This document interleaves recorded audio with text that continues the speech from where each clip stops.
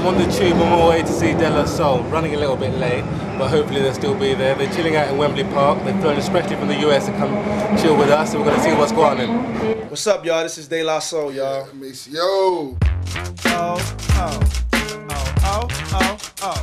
House plug one to why. Yeah. And you're checking us out, because this is where it's at. This is where it's at, baby boy. No,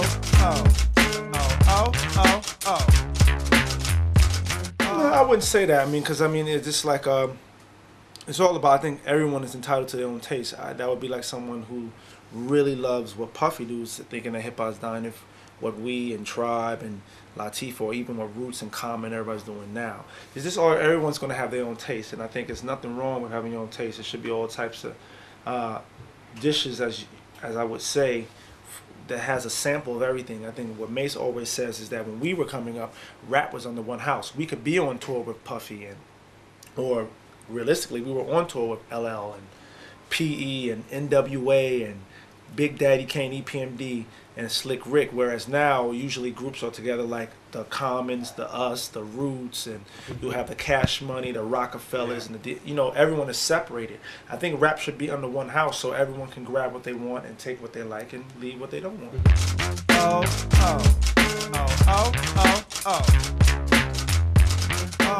It can come from anywhere, and it goes beyond just say, okay, we're only going to sample from things we love or use bits and pieces of things we love. We just buy records all the time, and a lot of times we don't sit there and listen to them first. We'll just buy anything and take it home. I mean, the classic thing is in 3 Feet High and Rising. It's a French instructional record. I didn't know what was on it. I just picked it up and bought it. So I mean, it's the same thing with anything else we do. I mean, it's a lot of different things we love, and I think we learn a lot about the music. I think through sampling, I'll learn a lot more about Gil Scott-Heron, which I didn't know when I was coming up, or I learned a lot more about Luke Donaldson and even John Coltrane, besides knowing who he is, but learning and knowing his music. So I mean, it's been a teacher for us. We don't just use it just for our own benefit, but we've actually learned a lot from what we listen to now.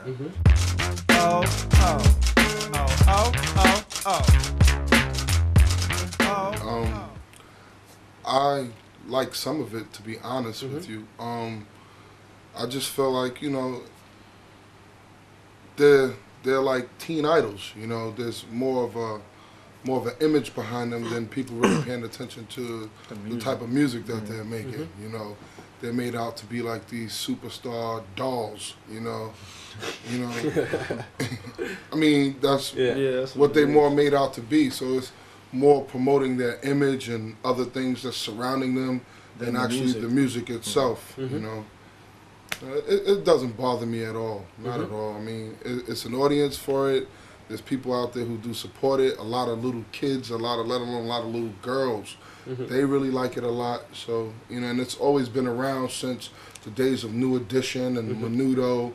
So it's not like it's anything that's new, Yeah.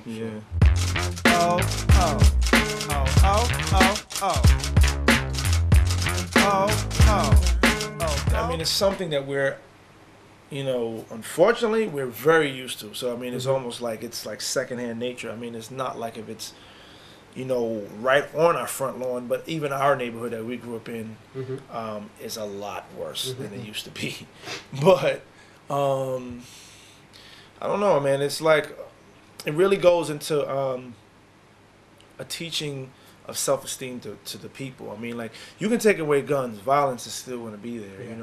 You can take. I mean, a person may not die quicker from a stab wound than a gun, but the violence itself is still going to be there. And I think it's really, really important for us to sometimes realize that maybe we got to look at the kids who are in between the ages of, it sounds harsh, but 16 to 25 as you're a lost cause. We got to deal with these kids and really focus on them and get them into programs and know that there's other things to do.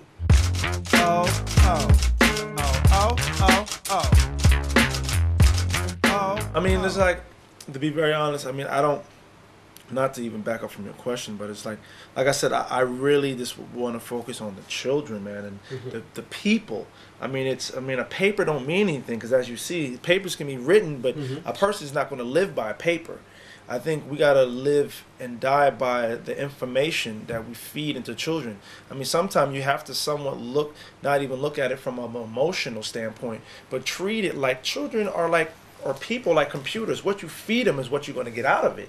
And if you're feeding them that they're nobody, and if you're feeding them that there's nothing left for you but these streets, and just assume we're kind of on live beat. Sorry. And just assume that, yeah, this good water is over here. I don't tell you about the good water, but that's good water over here, but there's a whole bunch of bad water. People gonna grab the bad water, you know what I'm saying? So it's like you have to teach people, I mean, I think, a lot of times, a lot of children and even a lot of young people my age get very, very weary about election time. It's like, you really feel you should vote, but then it's like, it's understandable why you feel like, is my vote really meaning anything? Because a lot of times politicians are saying things just to be elected, and you kind of get caught up in the whole situation, the whole circle of like, yeah, I know you're not really serious, but let me just see what you're gonna say. Yeah. Okay, let me vote. I know you're really not gonna do it. It's like, it's ridiculous. That has to change.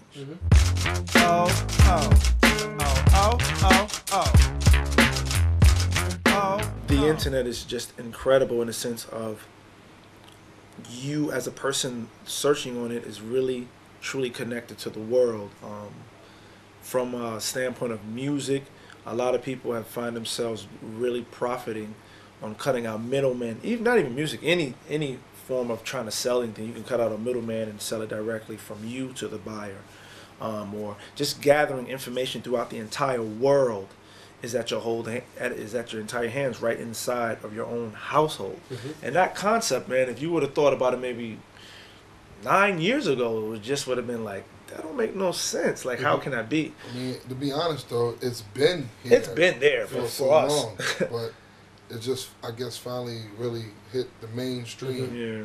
Where it's like the whole world is fascinated with just being able to touch billions of people at the palm of your hands or at your video camera. You know, it's amazing. Wow.